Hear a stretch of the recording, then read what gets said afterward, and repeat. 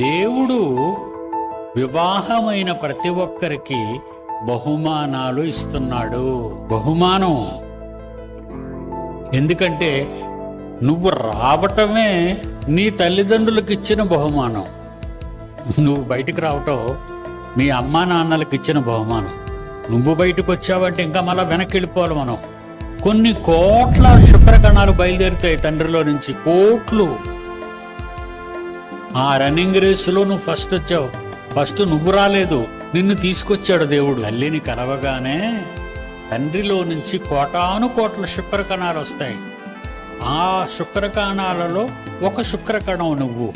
నిన్ను తీసుకొచ్చినవాడు, నిన్ను గెలిపించినవాడు, నిన్ను తల్లి అండంతో ఫలదీకరణం చెందించినవాడు నువ్వు కాదు, మీ అమ్మ కాదు, మీ నాన్న కాదు, నీ తండ్రి, పరలోకమందున్న తండ్రి.